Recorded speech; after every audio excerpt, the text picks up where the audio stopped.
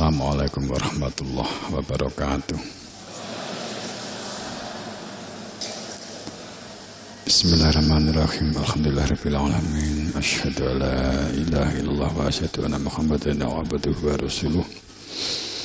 Allahumma shalli ala sayyidina Muhammad wa ala ali sayyidina Muhammad.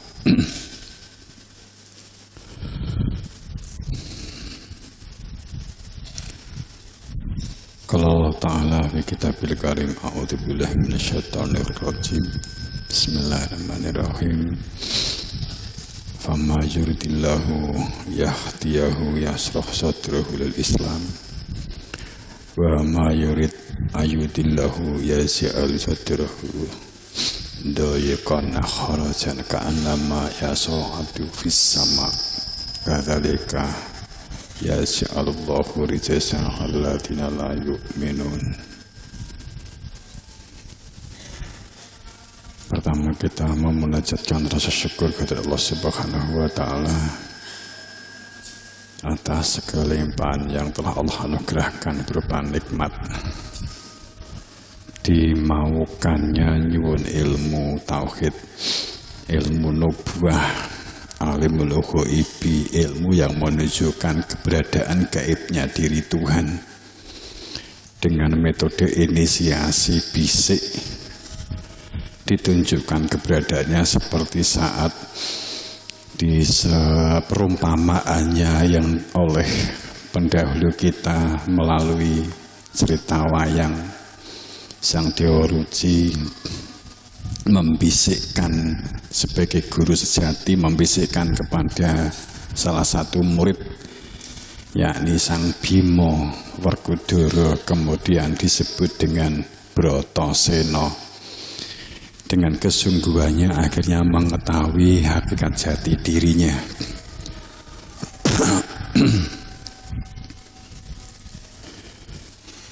Setelah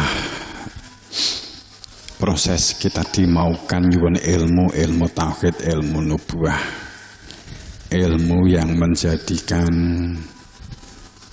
hati nurani berfungsi, tidak ada rasa syukur yang melebihi dimaukannya ini, sehingga mengetahui konsep kehidupan itu ada konsep lahir, ada konsep lahiriah dan konsep batiniah, ada kehidupan yang lahir dan ada yang kehidupan yang batin.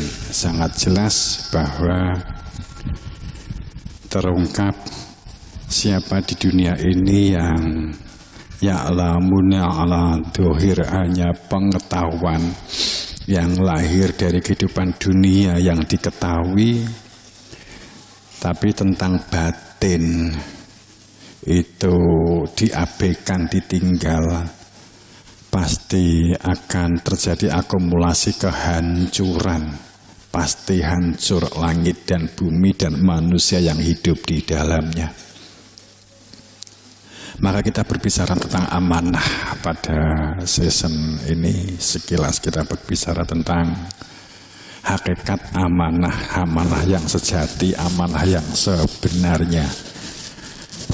Karena amanah itu telah sering ditafsiri menjadi lurah amanah. Jadi lurah romongsane wis pemikul amanah, jadi camat romangsane wis pemikul amanah, jadi menteri romangsane wis pemikul amanah, jadi presiden wis amanah. Itu kan masih proses lakon, itu kan proses dari sebuah perjalanan hidup manusia. Itu bagian dari perjalanan. Sehingga ning saiki kebongkar semua. Jadi lurah akeh sing rumangsa dadi memikul amanah, dadi bupati rumangsa nggawa amanah. Ha saiki kecekel kabeh, ternyata amanah itu koruptor. Sampai enek ungkapan sekarang ini hampir tidak semuanya ya, oknum kakean. Jadi banyak korupsi sehingga mendapatkan gelar koruptor. Itu kalau kita itu menembak pejabat di negara Konoha ini siapapun asal dia pejabat ditelesih pasti kaya-kaya koruptor, sehingga berburu koruptor itu seperti berburu hewan di kebun binatang. Jadi sekarang ini kan berburu, presiden kita itu sekarang berburu korupsi, koruptor. Itu kalau benar-benar berburu ya binatangnya habis. Karena berburu korupsi bagaikan berburu binatang di dalam kebun binatang.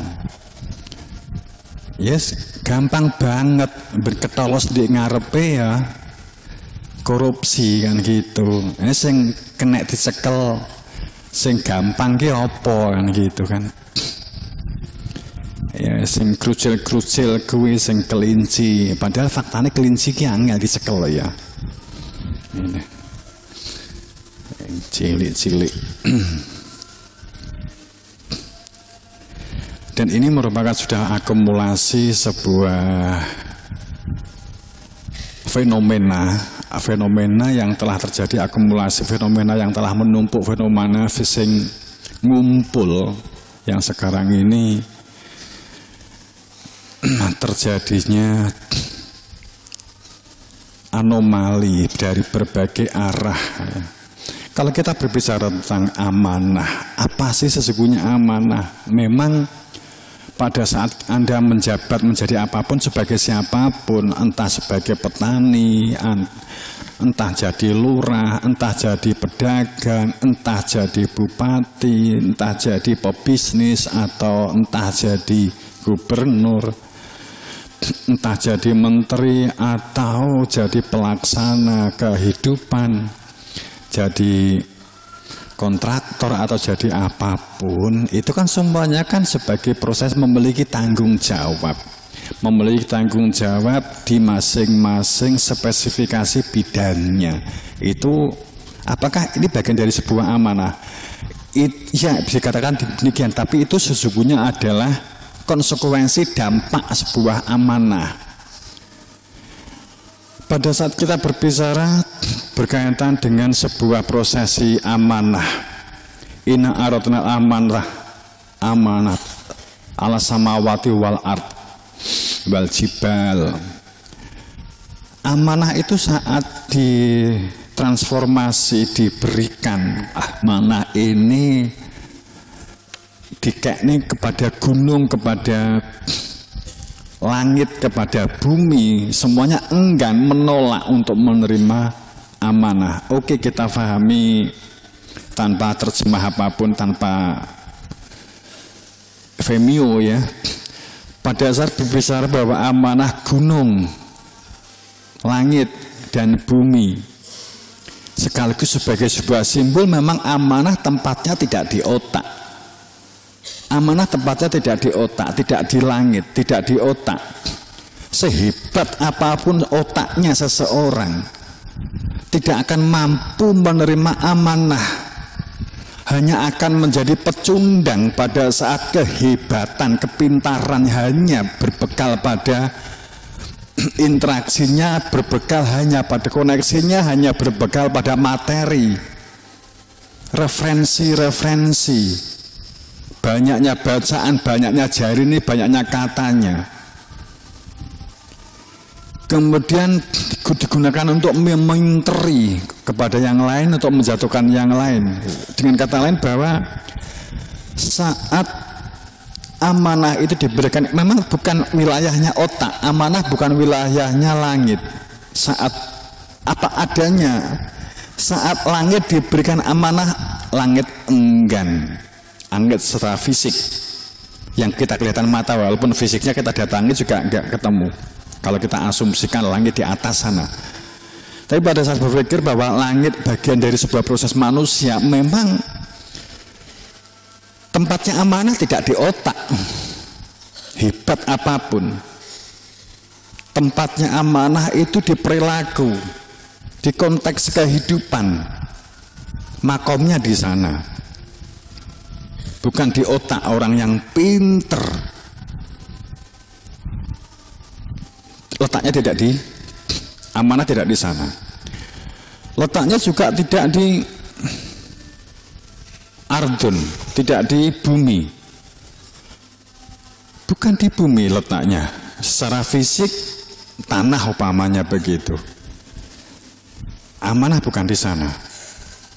Juga bukan di gunung-gunung, di tempat-tempat yang kita anggap sejuk dengan untaian-untaian kata yang indah, yang kita sering terjebak dengan keindahan-keindahan kata. Pada pemilihan diksi atau kata-kata yang indah sebagai sebuah diksi sehingga kita terpesona dengan kalimat-kalimat itu. Ngerti tak saya maksud? Diksi itu kalimat, cara memilih sebuah kata atau kalimat sehingga sang mendengar kalimat itu terasa sangat indah. Bukan gunung-gunung, bukan di sana tempatnya memikul amanah. Semuanya enggan untuk memikul amanah, kemudian manusia dengan tergopoh-gopoh manusia ini menerima wasfaqna minha wa hamalahal insan.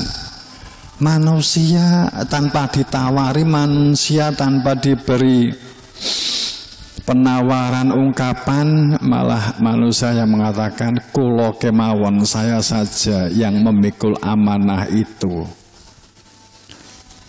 Memikul amanah. Waduh, nek pengen memikul amanah,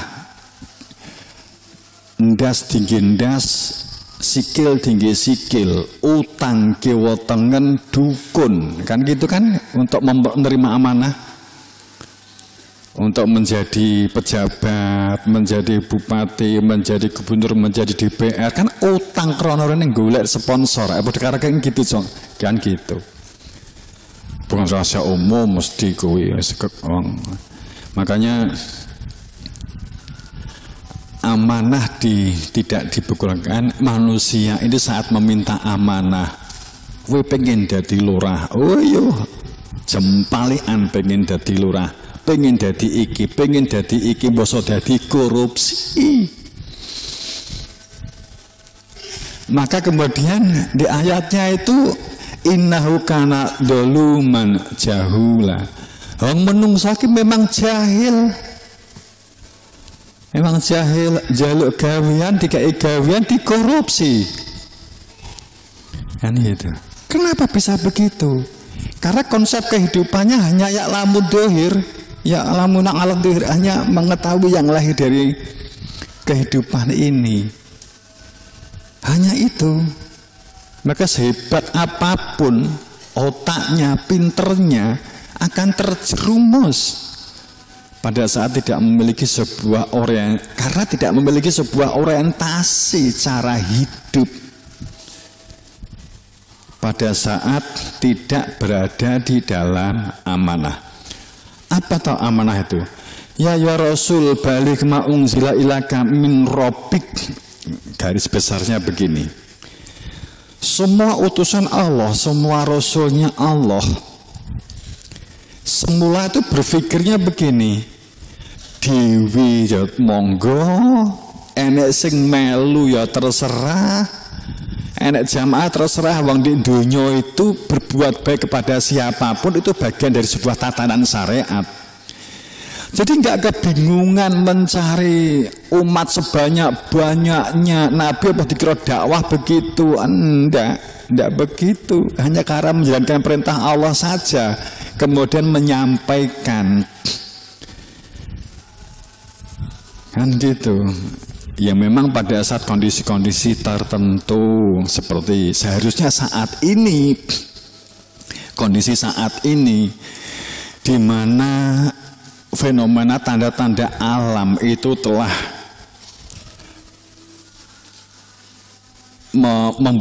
membuat asar, membuat bekas-bekas, katakanlah sekarang ini kan membuat satu asar, fenomena-fenomena anomali yang terus bergolak, bergejolak,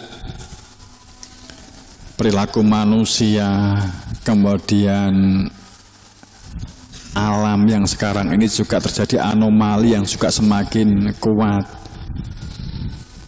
di semua sisi, di pendidikan, di sosial, di ekonomi. Sepertinya kita menghadapi anomali di semua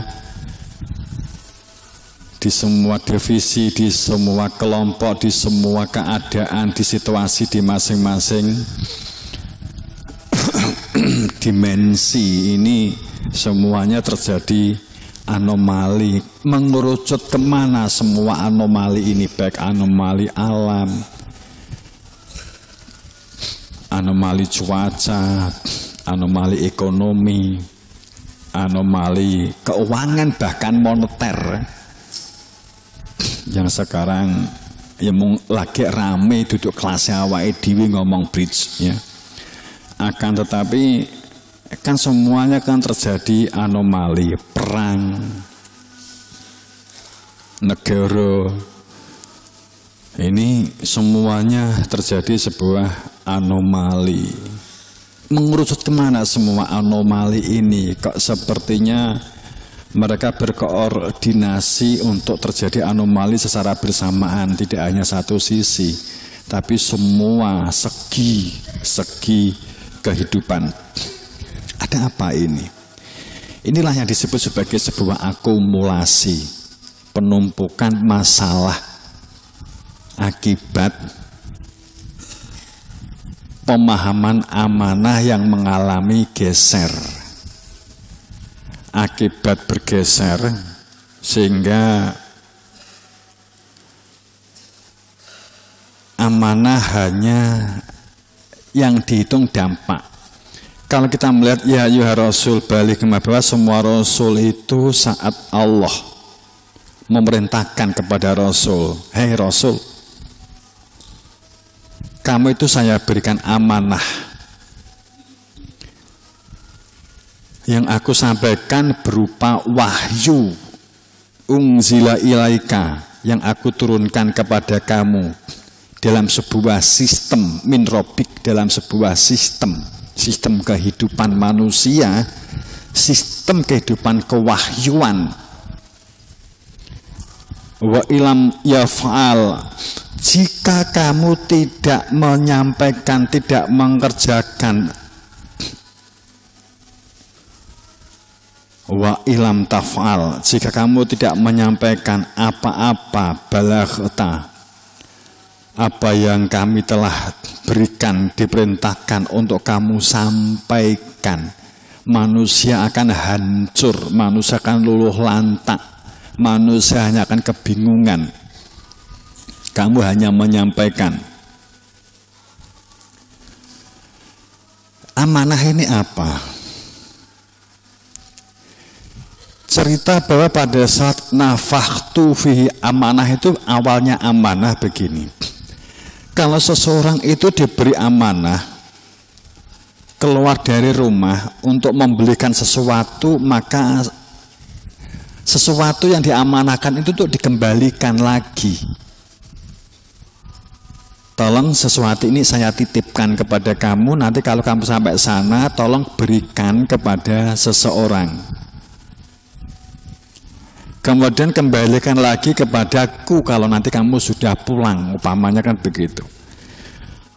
Nafakhtu fihi min ruhi, Allah telah meniupkan ruh sehingga ada kelahiran. Kelahiran yang pertama itu adalah kelahiran adanya kehidupan jasad, sehingga Nabi Isa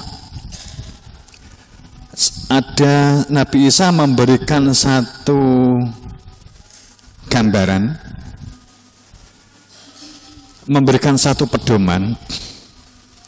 Setiap manusia itu lahir secara fisik, lahir secara jasadiah, dan itu telah diyutupkan ruh pada saat di dalam gua garba, di dalam kandungan. Itu adalah kehidupan daging, itu adalah kehidupan jasad atau kehidupan daging.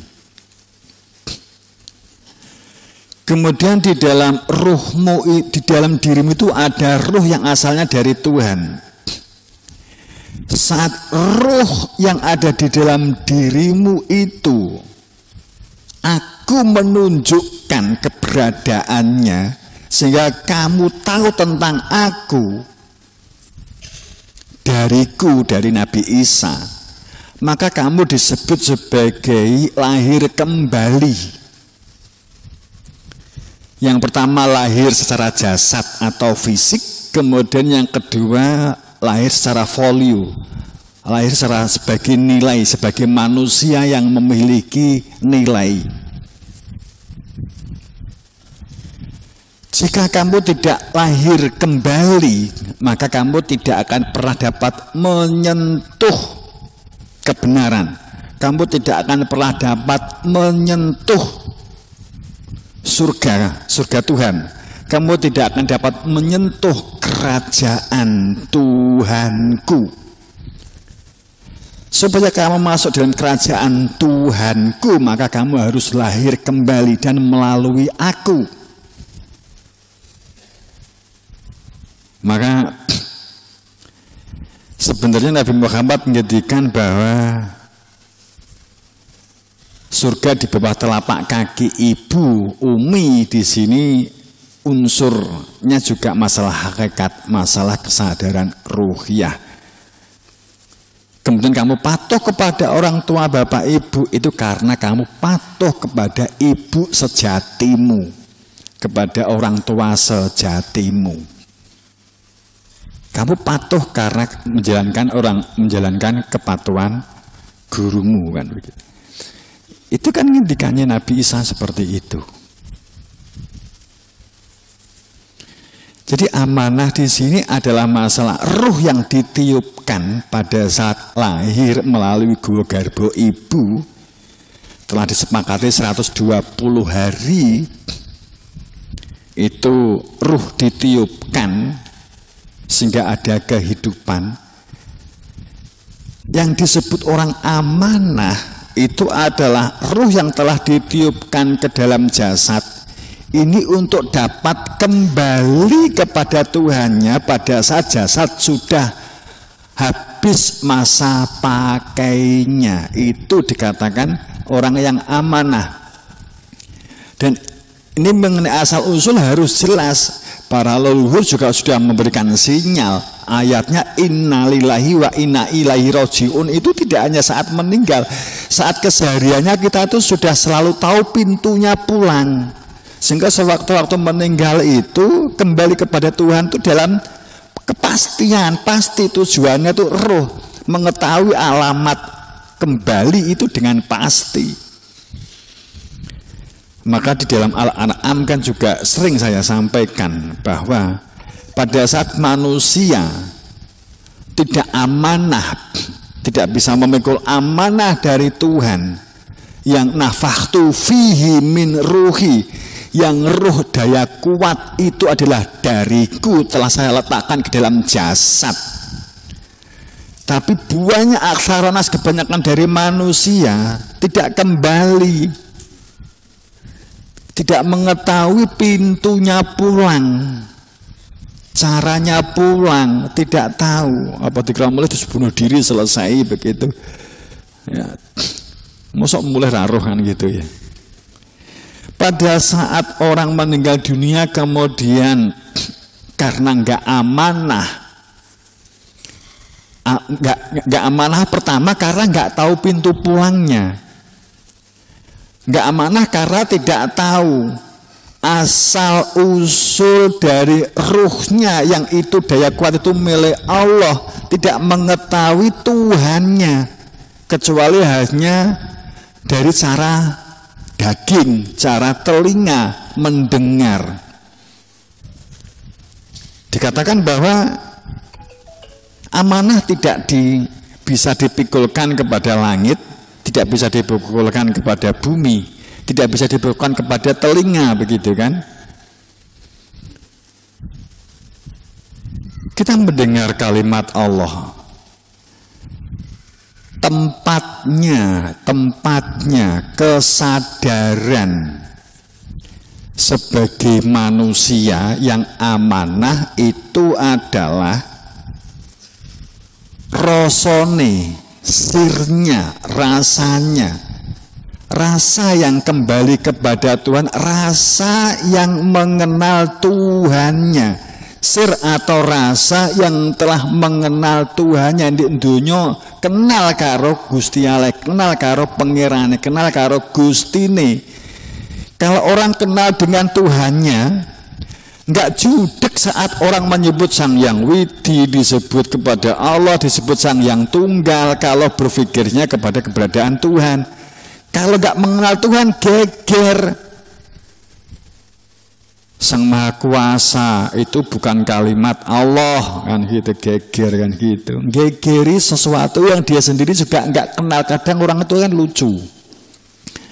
Gegeri istilah ora Islami, surga kemudian difahami di kono sok mati nganggo bahasa Arab. Kadang wong aneh-aneh, wong Quran ini lebih lesani biqaumihi, dengan lesan bahasa wahyu saja disampaikan dengan bahasa lesan kaumnya, bahasa sehari-hari. Gitu. Basa niku sudah basa rasa, duduk basa dunya gitu lah. Ya kembali. Jadi amanah itu masalah. Kemudian pada saat ketemu pertama tadi amanah, ya pertama amanah mengenai asal usul kejadian diri. Amanah itu harus mengenal Tuhannya,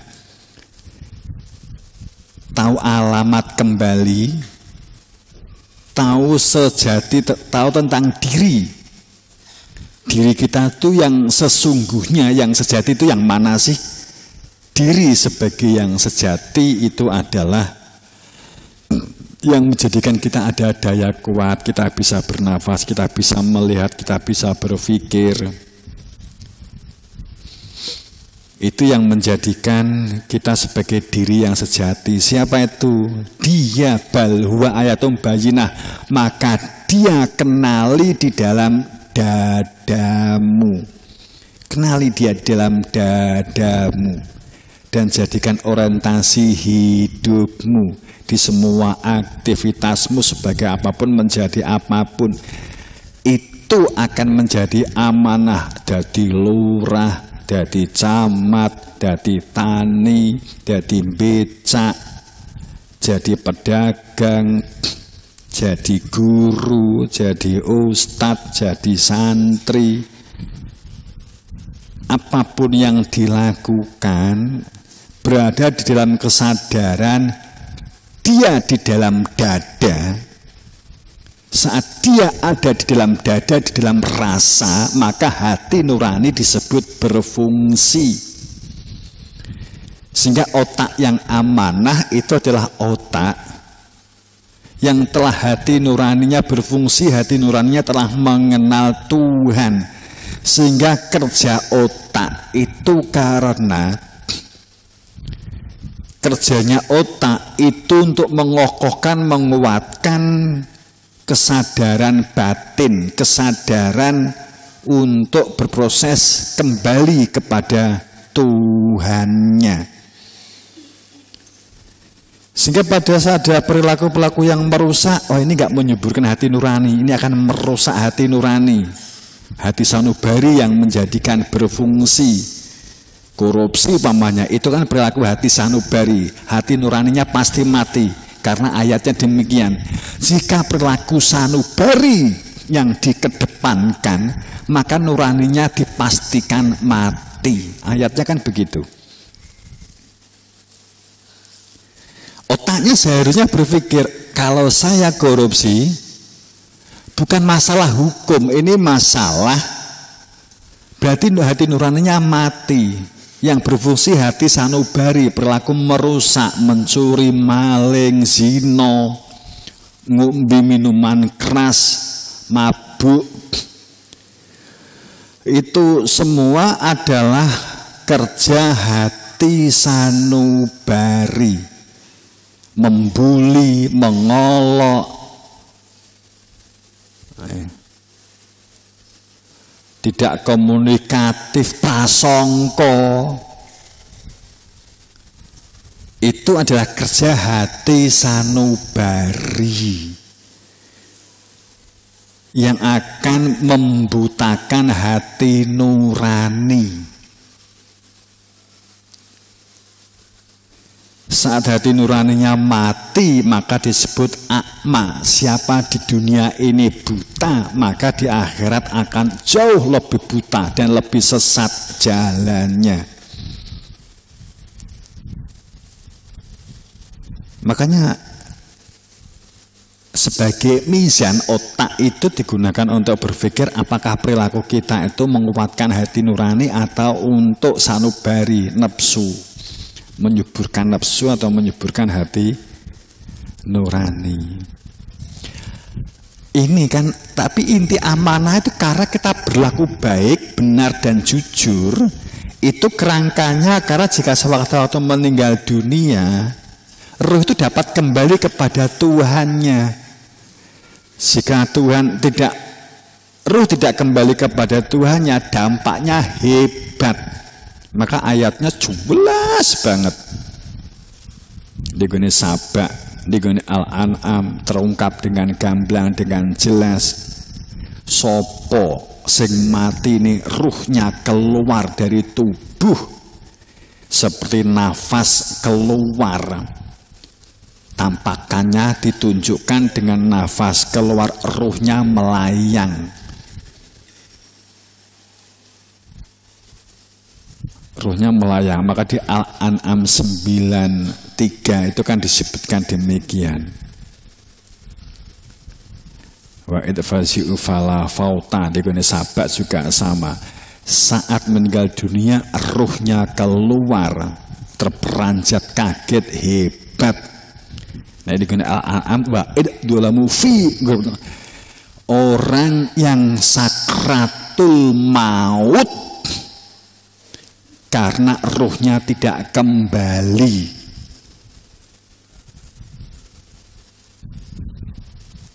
Dan mengalami abadi-abadan, ruhnya nggak kembali. Itu miris kalau nggak amanah itu. Bagaimana akan amanah kalau jalan kembali pulang aja tidak tahu. Tidak tahu karena tidak mengenal Tuhannya. Tidak mengenal jati diri, fitrah dirinya, fitrah manusianya. Kenapa sih Imam Ghazali, Syekh Qadir Jailani, Arido, Imam Syafi'i, bahkan sehebat beliau Ibnu Rus mengatakan, siapa di dunia ini tidak memiliki guru yang menunjukkan pintu pulang, bahasanya macam-macam ya. Siapa yang tidak memiliki guru tidak dapat menunjukkan pintu pulang. Siapa tidak memiliki guru yang dapat menunjukkan Tuhannya. Siapa yang tidak memiliki guru yang menunjukkan jati dirinya. Karena jati dirinya, karena Tuhannya tidak dapat diperoleh melalui ilham. Ilham itu diperoleh setelah kita mengenal Tuhan. Kowe wis duwe bojo, kowe duwe ilham supaya bojomu itu piye, keluargamu itu tentrem, entuk ilham supaya keluargamu itu adem ayem, entuk ilham. Buntu selama ini wis duwe bojo ning buntu, jalan kuwi iki buntu. Terus entuk ilham. Lah nek gak entuk ilham, wong bojone ora duwe kok ilham kok ngendi? Kan gitu. Ya ilham jenenge wong sing dadi bojomu kowe iki ya mungkin. Ya, wahyu mamane kan gitu. Jadi itu inti amanah. Ya. Kemudian berlaku baik, bersosial yang baik. Itu karena kita supaya menjadi amanah, supaya nafatu fi ruh yang dari Tuhan itu dapat kembali kepada Tuhan. Ya ditunjukkan dengan belajar sungguh-sungguh, berkarya sungguh-sungguh, berkegiatan, berdunia bersungguh-sungguh. Ya. Kemudian banyak dimensinya kan, akhirnya kan banyak cara bertani, cara berbisnis, mengatur manajemen, tapi semuanya di atas amanah, di atas kesadaran ruh dari Allah untuk dapat kembali kepada Allah. Maka di kita dari guru kita aktivitasnya birauhilah, cintanya birauhilah, manajemennya birauhilah, administrasinya bahkan birauhilah. Saat berbicara perihal dengan merdeka sejati, birauhilah, kesatuan sistem birauhilah, kasih sayang birauhilah, referensi mutlak birauhilah, kan gitu. Kesadaran dengan ruh ilahi ditunjukkan, ini loh ruhmu yang asalnya dari Tuhanmu itu, ini loh, kan gitu kan, ditunjukkan itu. Sehingga kamu mengetahui hakikatmu, mengetahui hakikat hidupmu, mengetahui asal usul dirimu dari Tuhanmu. Bahkan kamu akhirnya mengenal Tuhanmu. Kan itu.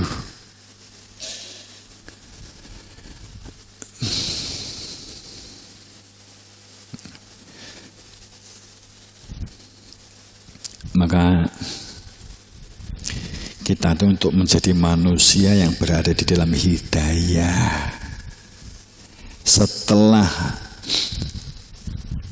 ditunjukkan keberadaan dia dan dia kemudian dijadikan orientasi hidup, dia dipedomi di semua aktivitasnya, berpedoman kepada dia, kepada hidupnya hati nurani, untuk selalu melanggengkan zikir, melanggengkan ingatan, rasa kepada dia.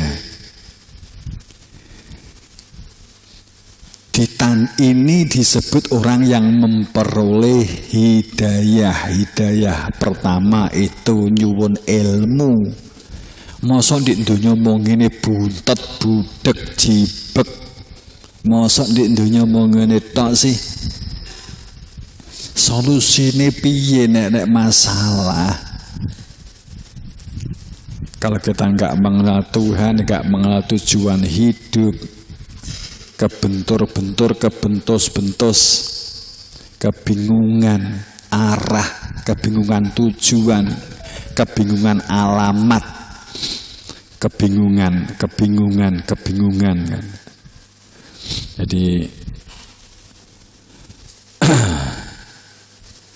Jadi mulai setelah bepergian tapi tidak tahu wong tuamu ki sapa, nggak ngerti alamat rumahmu, lali dikandani begegek makuta waton, itu judek kesasar di tengah hutan, nggak roh jalan mulih. Tapi panggah nafsir wae ayatnya yang selalu di enek wit semacam ini. Ada pohon ini, ada pohon ini, berbicara itu, tapi nggak pernah tuntas karena memang tidak tahu dengan persis alamat kembali pulang. Saat ada orang yang memberi petunjuk untuk supaya dapat kembali pulang dengan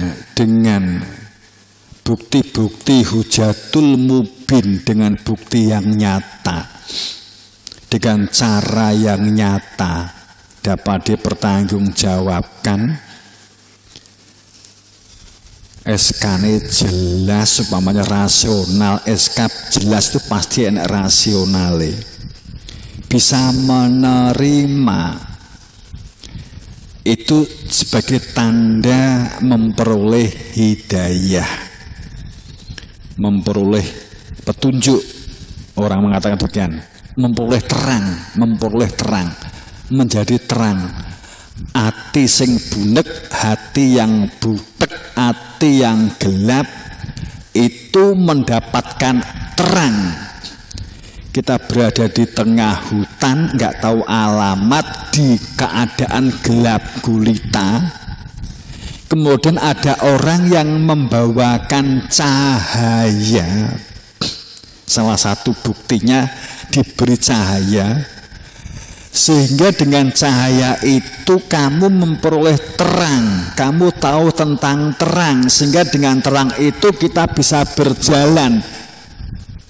Ke depannya itu di mana, cara kembali kepada pulang itu bagaimana. Maka inilah kamu berada di dalam, supaya berada di dalam Shirathul Mustaqim, lahir jasad menjalankan tatanan kehidupan sosial yang baik, yang batin, menjalani kehidupan hakikat kesadaran dirimu, diri kita ini ada tiupan ruh dari Tuhanmu, kenali itu. Maka itulah berada di dalam hidayahnya, berada di dalam terangnya, bahkan berada di dalam cahayanya. Hanya dengan cahaya maka kamu memiliki terang, hanya dengan terang kamu dapat berjalan.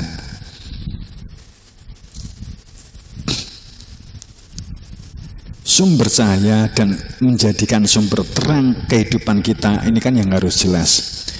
Famayudillahu ayahdiyahu yasroh sodrohu lil Islam. Jadi tondone orang sing dia itu punya bakat untuk memperoleh hidayah. Seseorang yang diri kita itu digerakkan untuk memperoleh hidayah. Diri kita sendiri-sendiri yang ngoreksi, bukan orang lain. Diri kita sendiri-sendiri. Bukti bahwa kamu, diri kita itu oleh Allah dikehendaki untuk berada di dalam terang. Dengan terang itu maka ayat-ayat itu kelihatan, petunjuk-petunjuk itu kelihatan. Petunjuk itu tulisan. Kalau enggak tulisan, situs atau prapatan, enek tulisan pomosda atau prapatan, di tengah prapatan ada pohon, kan gitu kan? Itu ayat. Itu ayat. La ayatul liqaumi yatafakkarun, itu ayat bagi mereka yang bertafakur. Wagi pintu pulangnya kuki ini tandanya di perapatan, di tengah perapatan itu ada pohon. Tapi kita bisa melihat pohon itu karena ada terang. Ada terang karena ada cahaya. Cahaya karena ada sumber cahaya. Sehingga pada saat kita telah berada di dalam terang, maka kita bisa melihat.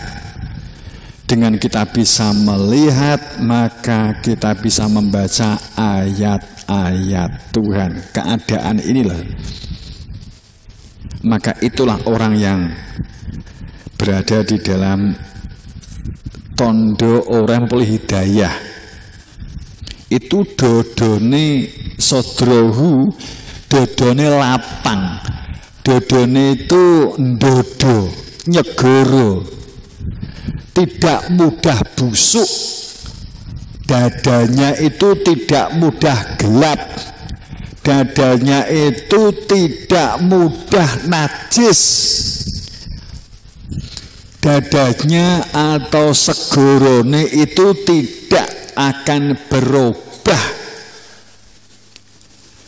pada saat dimasuki, pada saat dimasuki bangkai, tidak akan menjadi air itu najis, tetap suci dan mensucikan pada saat dodone dimasuki barang najis.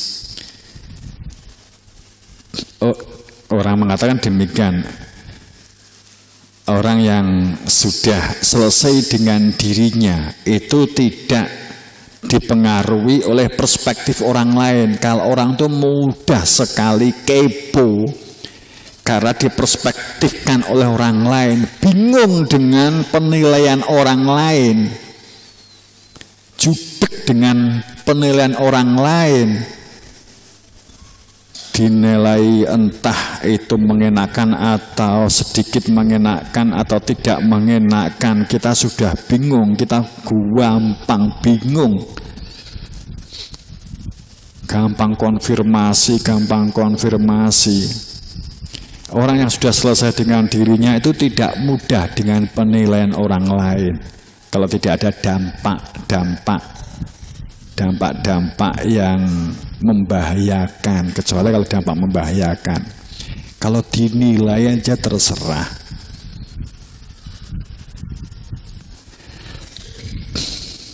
Disangka begini. Setiap orang pasti sering mengalami begitu. Setiap orang pasti mengalami persangkaan orang lain, perspektif yang disebut dengan persangkaan dari orang lain itu pasti. Orang tua kita saja sering merasangkai, di dalam benak kita tuh mengatakan enggak begitu. Prasangka ibuku Dewi itu merasangka saya itu sering salah, tapi saya enggak pernah menjawab, saya diam, enggak pernah memberi penjelasan apapun. Sebagai contoh kan begitu. Istri saya umpamanya begitu, Romo tuh begini cerita ke orang lain, aku batin kok ngerti ya kan gitu. Aku gak ngerti jane umpamanya gitu. Enggak, tapi saya enggak pernah menjelaskan untuk apa.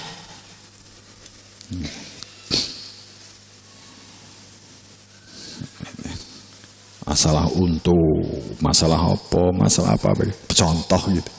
Kita pasti diprasangkai banyak hal. Saya mengatakan prasangka bukan berarti negatif loh ya. Penilaian dari orang lain.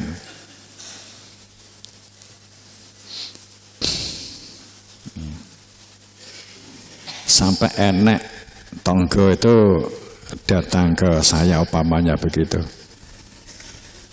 Saiki awakmu biyen kita konco kecil, saiki kan wis dadi wong, mohon maaf bahasa dia wis sugih, duwe iki, mbok kodange tangga iki didumi, mbok kok wong kene. Aku enggak pernah kemudian mengatakan kepada dia, ben petuk ngomong kuwi wong wi. Ben petuk ngomong kuwi wong wi. Aku semang meneng wae. Heeh, ya matur nuwun. Gitu.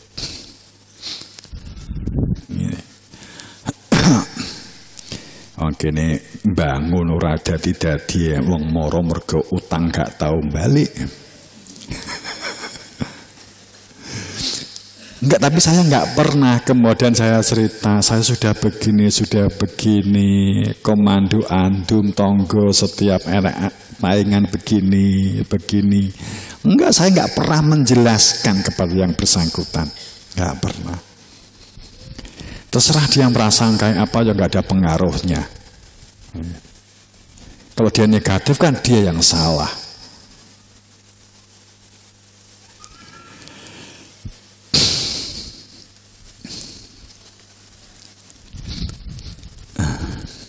Kembali.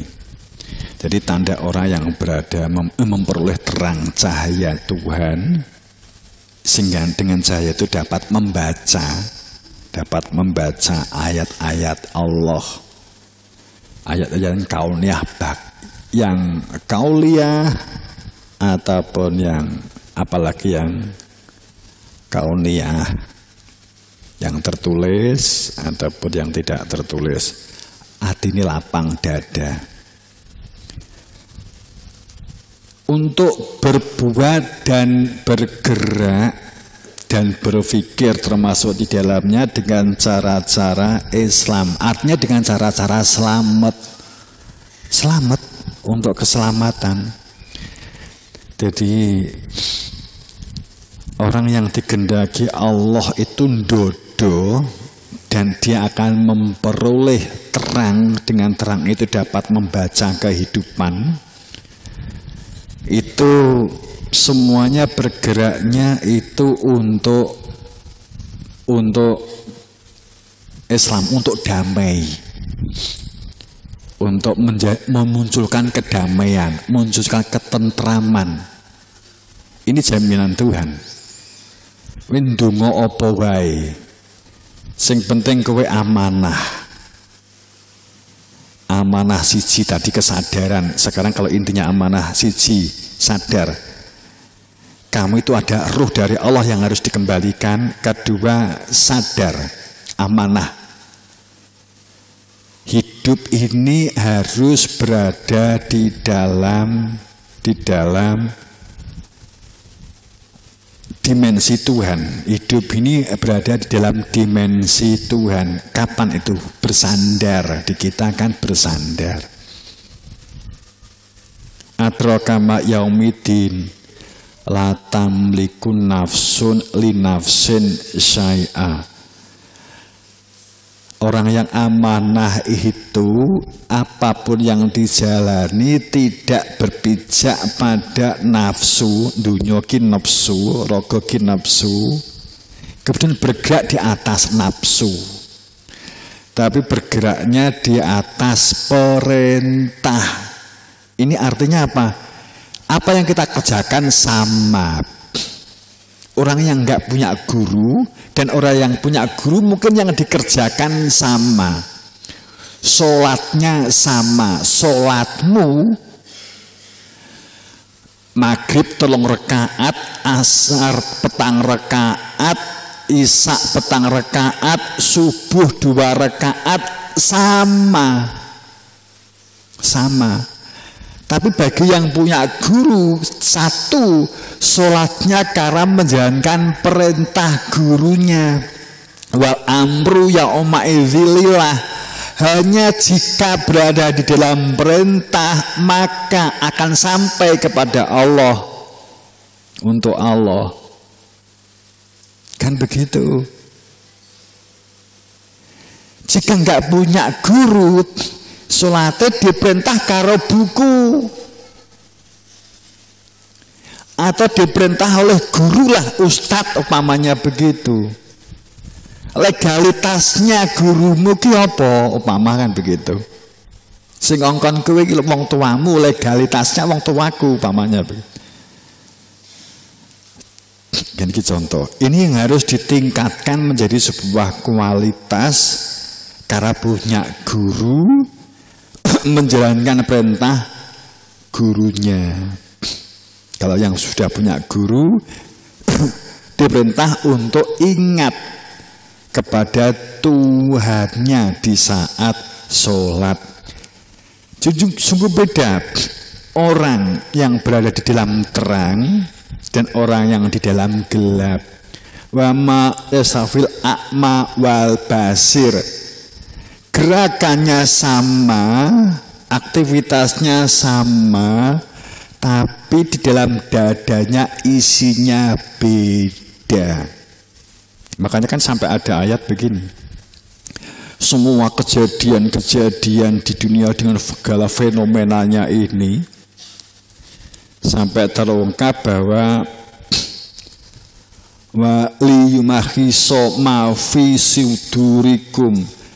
Semua kejadian-kejadian yang ada ini untuk supaya diketahui apa sih isi yang berada di dalam dadamu. Ki isine apa? Dicoba rono ki isine apa di donya kuwi. Wong nek dicoba itu isine ketok. Nek dicoba itu isine ketok. Ketok asline. Walah ketok asline. Tak kira lembut, lemah. Gak lemah lembut ya. Lembut, lemah.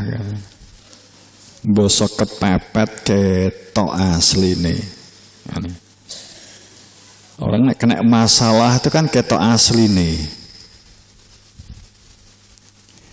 Jadi berbagai fenomena, berbagai sesuatu yang tidak mengenakan itu mafi sudurikum.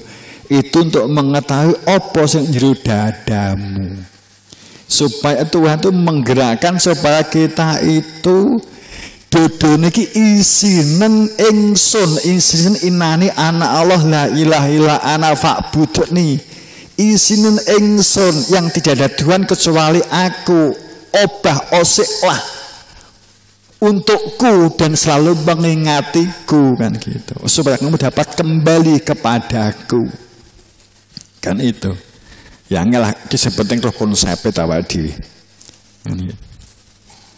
ini ya kabeh butuh latihan mulane gak duwe guru piye nek duwe guru kan enteng lali astagfirullahaladzim roh selesai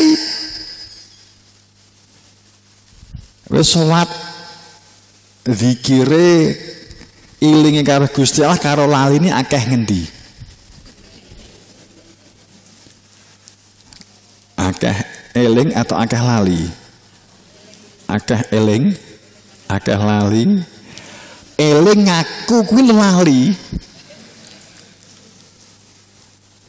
we eling tapi ngaku elingmu meromongsone kowe sing eling gitu loh gak kok didhawuhi guru itu lali waktu rabbaka fi nafsika lali yang gitu berarti akeh lali nih kadang-kadang padha kula nggih ngaten belajar lha sing gak duwe ilmune terus sing dieling-eling apa Allahu Akbar apa ya sing mbok eling-eling napa Bu sing akeh anak nek duwe anak situasional ya kondisional kan gak nek lawuh berarti tempe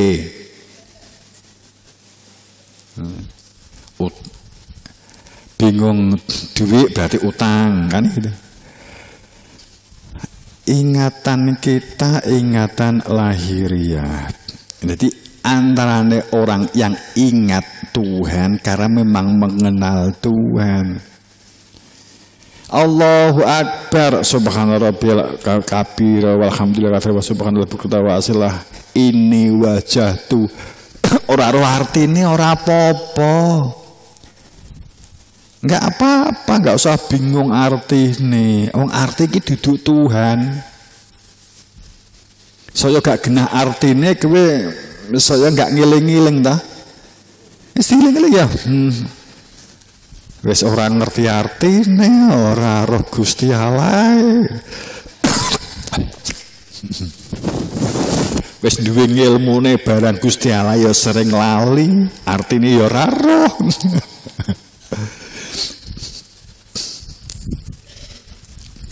artinya bahwa orang yang ingat itu berarti sadar orang yang tidak ingat itu berarti orang yang tidak sadar ini orang amanah orang yang korupsi itu enggak sadar orang yang bohong itu orang yang tidak sadar orang yang tidak amanah dampak tidak amanah karena dia tidak mengenal dirinya karena dia tidak mengenal Tuhannya dunia itu selalu akan menjajahnya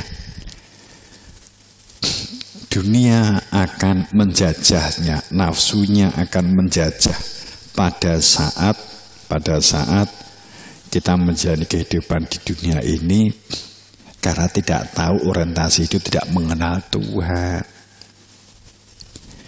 karena intinya kita di dunia itu yang menuju pulang kok kembali kepada Tuhan ya kita harus sungguh-sungguh justru kalau mengenal Tuhan itu harus sungguh-sungguh sosialnya juga sungguh-sungguh mengembangkan sains, mengembangkan teknologi, mengembangkan energi juga sungguh-sungguh semampu yang dapat dilakukan entah karena biaya, entah karena pikiran akalnya, pinternya entah karena koneksi kemampuannya itu semua dilakukan dengan sungguh-sungguh maka itu membuktikan bahwa kita ini amanah. Orang yang kalau sudah tahu amanah selesai dengan dirinya. Kalau selesai dengan dirinya, kita tinggal membangun sosial. Kalau dirinya nggak selesai, bagaimana membangun sosial? Bagaimana membangun negara? Seharusnya kan begitu. Oke. Jadi lapang dodo nyegoro itu dan akan menjadikan damai. Wis berarti kena dianu ya, kena dihitung dewi, dikoreksi dewi. Wih gampang bunek, gampang judek, gampang bingung. Tidak menjadikan damai, tapi malah menjadikan benturan. Kamu tidak terjadi satu perilaku senang mensupport, mendukung orang lain, tapi yang ada justru mengolok orang lain. Saat seperti itu yang ada di dalam diri kita muncul, menilai negatif orang lain yang muncul dalam diri kita. Kita harus hati-hati, berarti ini kita harus warning, kita harus hati-hati bahwa kita itu kok orang yang di luar hidayah, orang yang wah saya bisa dijauhi sama hidayah kalau gini caranya. Karena ciri orang yang di dalam hidayah, dodone itu lapang, akalnya itu nalar, rasional yang terhubung dengan fungsi hati nurani mengingat Tuhan, sehingga kehidupannya akan mendukung, mensupport orang lain, mendukung, mensupport sistem bagaimana terbentuknya satu komunitas guyub rukun itu piye sistem ini supaya dijaga, bahkan dilestarikan, bahkan ditingkatkan. Bagaimana supaya berkembang, bahkan bertumbuh. Tapi kalau yang terjadi sebaliknya, ayudillahu yaj'ala sodrahu doikon khorojan ka'anama yaso'adu fis sama. Jadi gampang bunek, gampang judek, dodone mudah sempit.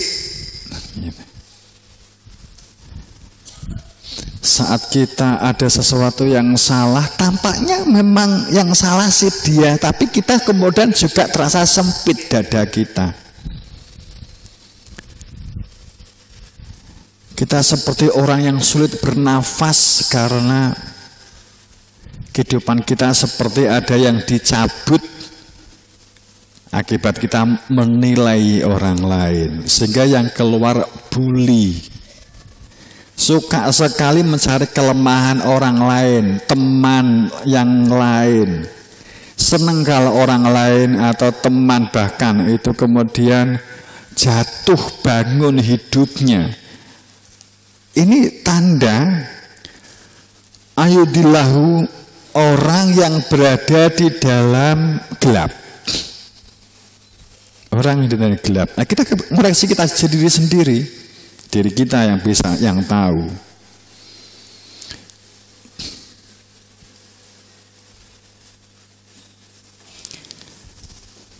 Karena tanda orang yang akan dikeluarkan dari perilaku iman itu adalah pada saat tidak waspada, pada saat kita mendapatkan sempit dada, sempit pikiran, panas hatinya, mudah. Piye carane? Ya kita memang ada caranya, istighfar, mohon ampunan untuk dilapangkan dodo gitu. Jadi kalau kita melihat amanah, intinya kesadaran ruhiyah, kesadaran ilahiyah.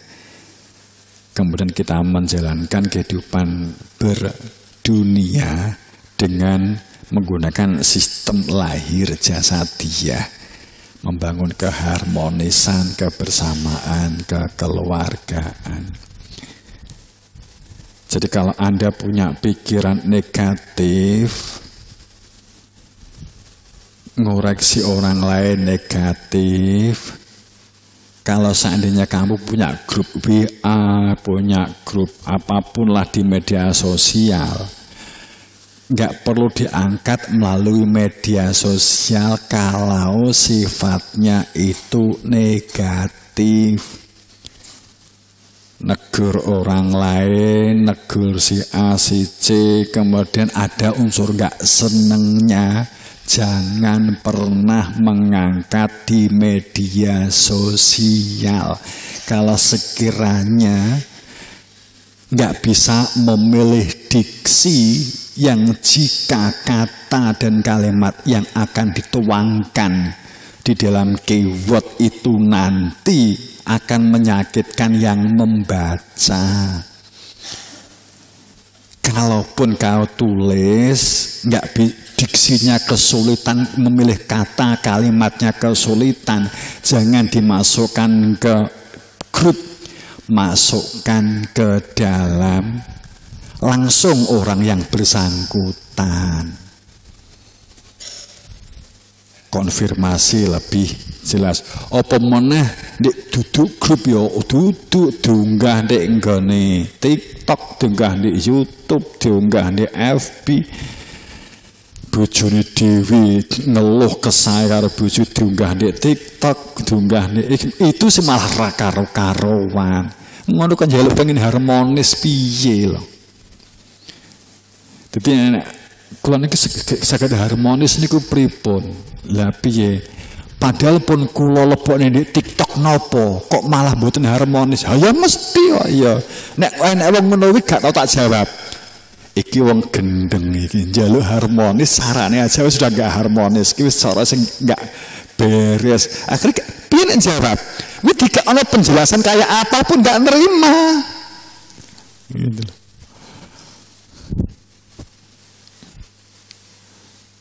Kadang tuh enek orang sing seneng ngunggah ganjile pasangane, ganjile keluargane. Enek ta model ngono iki? Seneng ngangkat ini.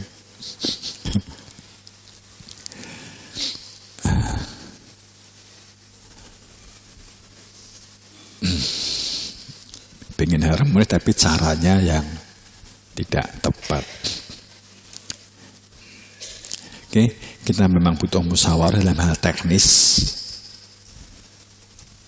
Mekanismenya memang kita butuh musyawarah. Tapi jelas saya tutup dengan kalimat ini, wahada sirata rabbika mustaqimah. Allah memiliki sistem. Allah memiliki cara, metode perihal sirotol mustaqimah. Sirotol mustaqim, sirot itu jalan yang lapang. Artinya sirot itu kita berada di situasi di mana Anda sekarang tinggal. Kamu itu menghadapi berbagai keberagaman dan perbedaan, itu harus kamu hadapi. Kamu di suatu situasi sirot itu, kamu tinggal di situasi yang saat ini gejolaknya itu berbagai macam jenis fenomena, berbagai macam fenomena, berbagai macam ayat, berbagai macam bentuk omongan, penilaian. Apalagi sekarang ditambah dengan keadaan anomali-anomali. Mustaqimah, akan tapi di mana kamu sekarang ini tinggal, kamu menghadapi berbagai fenomena perubahan kurikulum karena perubahan menteri dan sebagainya. Umpama ini satu saja wis rame kan di TikTok. Kemudian bagaimana Anda kita tetap stabil, tetap mustaqimah, tetap istiqomah, hati tetap berada di dalam Tuhan. Itu sirotol mustaqim. Artinya jasad menjalankan tatanan lahir karena menjalankan dawuh guru untuk berbuat kebaikan, karena ayatnya tadi kan begitu di atas. Saya tanya di invitor itu, wal amru yauma idzilillah, hanya jika kamu berada di dalam perintah yauma idzilillah, kehidupan sehari-harimu itu untuk Allah, di atas perintah untuk Allah, semuanya itu lahir, apapun yang kamu lakukan. Kemudian di dalam hati ada keberadaan, kehadiran Dia yang punya nama Allah. Itulah siratal mustaqim, antara yang lahir dan yang isi, yang batin, maka dapat menghilangkan haus. Maka itulah siratal mustaqim, lahir syariat, batin hakikat. Hadza siratal mustaqim, itulah siratal mustaqim. Kemudian ditegaskan kepada Imam Ali, menegaskan anna siratal mustaqimah, persis seperti ngendikan Nabi Isa, aku jalan kebenaran karena akulah kebenaran. Nabi Isa kan ngendikan begitu. Jamaah rahimakumullah, untuk kita berbicara sekilas tentang amanah.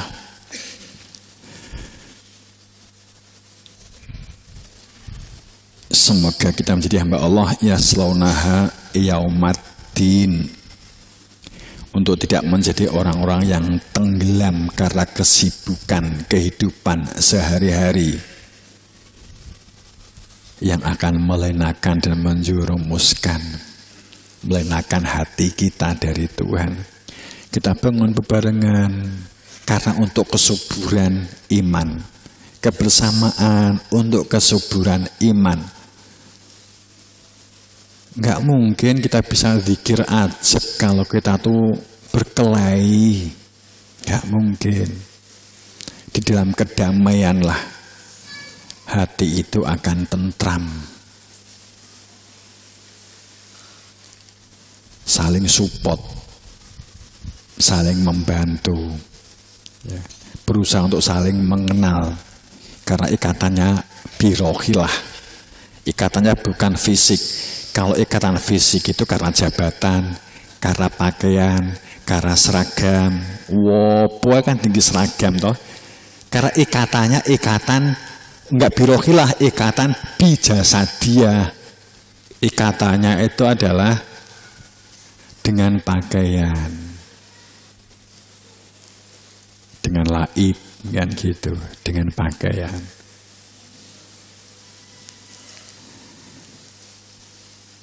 Jadi ikatan kita birohilah, kecintaannya birohilah, kesadaran ruh dari Allah itu langgeng. Saat menjabat tidak menjabat tetap sebagai saudara. Saat miskin atau kaya tetap sebagai saudara. Ikatannya bukan ikatan fisik, bukan ikatan fisik, tapi ikatan birohilah. Itu petunjuk guru kita. Kita bangun bebarengan, kebersamaan, kekeluargaan, iliki, nilean, belajar dari orang dodo. Saya juga belajar sama belajar nyegoro. Ya, cirinya itu tadi ya, saya ulang tadi, nyegoro. Nek dadi petani sing nyegoro, Allah tadi menjamin kalimat yasrah lil Islam itu berkembang aja. Jadi apa berkembang? Bertumbuh, akan berkembang. Nek wis dadi iso mijet, wis duwe bekal iso mijet, supaya bertumbuh komunikasi.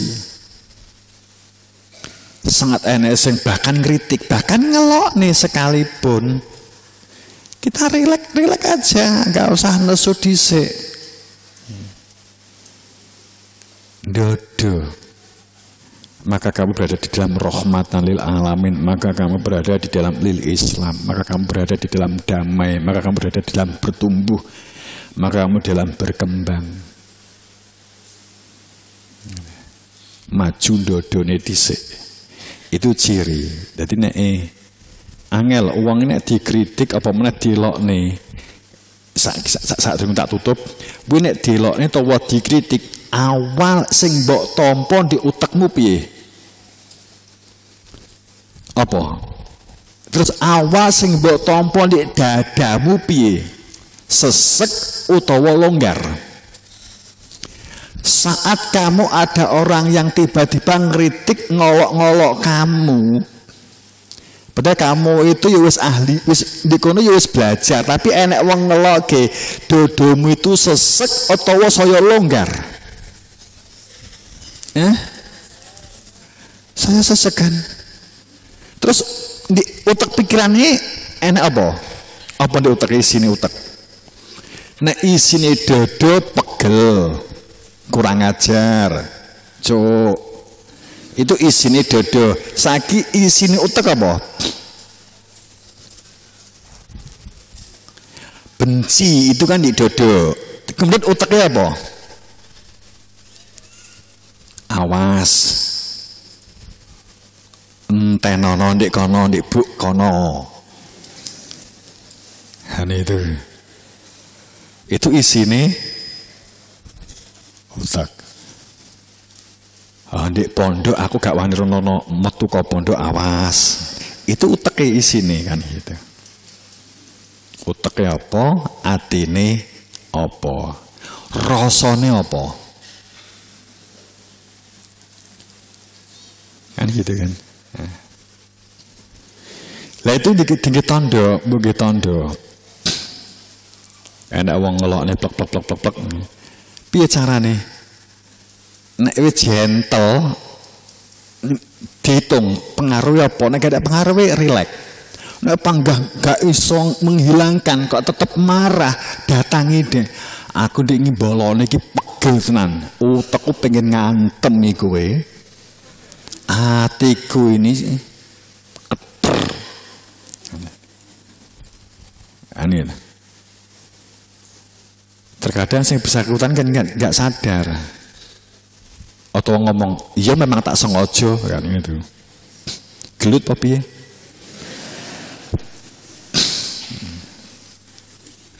Ya terserah, engkau piye kan gitu.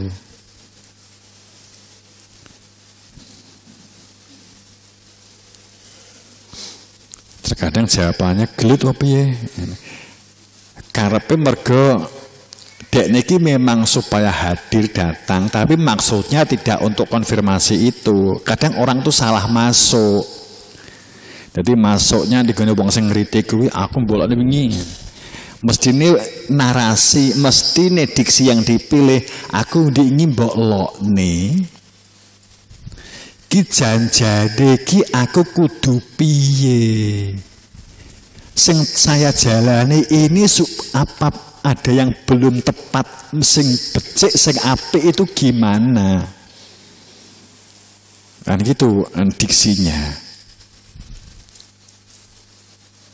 Kadang milih kata itu juga pengaruh, menjadikan orang menjauh. Banyak loh orang yang tetap kayaknya itu dekat, tapi nggak bisa memberikan masukan. Itu banyak. Kita bedino dari sitok bareng rono akan tetapi tidak bisa memberikan masukan. Kan kamu bendino awor dari sitok sering petuk, tolong ini ada sesuatu yang dia kerjakan, ini tolong untuk disampaikan supaya cara mengerjakan dia nggak begini, ada cara yang lebih baik. Gak wani aku iso ketoke runtang-runtung akrab, tapi aku gak pernah memberikan usulan. Nek dikek usulan gak tahu dianggap. Dene wis duwe cara dhewe kan. Itu sebenarnya semuanya metode Tuhan, cara Tuhan. Kita mengalami begitu. pernah punya teman begitu? Atau Anda sebagai teman yang seperti itu? Monggo. Koreksi kita masing-masing.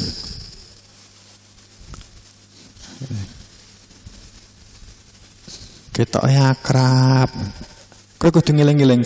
Aku kok gak tau tau masukan karo kuwi ya. Apa aku dadi wong bangkang ya kan gitu.